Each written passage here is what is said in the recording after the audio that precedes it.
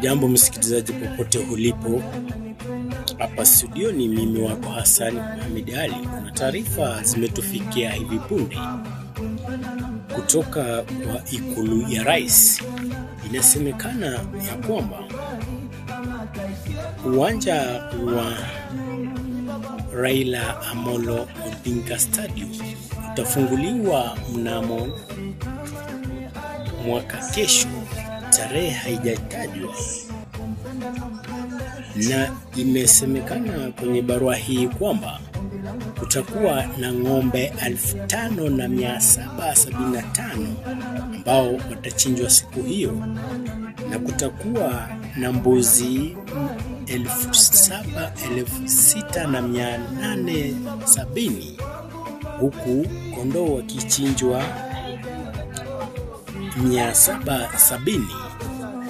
Sherehe hiyo itakuwa ni ya kitaifa zaidi na itakuwa ni sherehe ambayo haijawahi kufanyika kwenye taifa hili, kwani ni sherehe ambayo inatajwa kwamba ni sherehe itakayokuwa ya taifa, na kwa hivyo wananchi wote watajumuika na ulinzi utakuwa wa hali ya juu.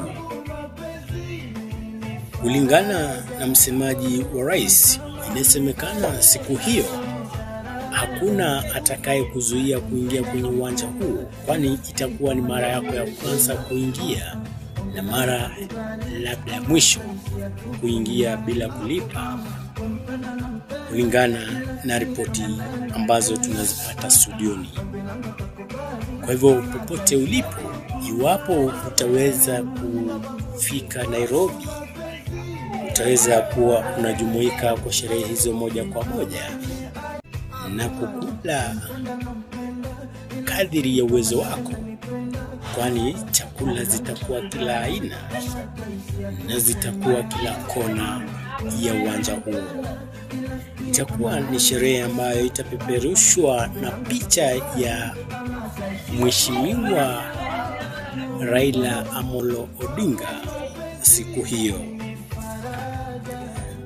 kwani ikumbukwe Mheshimiwa Raila Amolo Odinga amekuwa ni mzee ambaye amelipambania taifa hili kwa muda mrefu, na hivyo Mheshimiwa Rais William Samoei Ruto ameamua kutoa zawadi hiyo kwa familia ya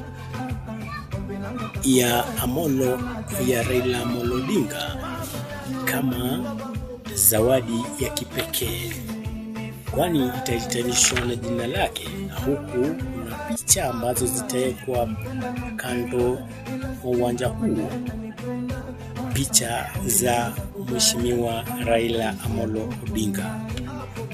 Siku hiyo kutakuwa na vinywaji, kila aina ya vinywaji, ila unaombwa usilewe.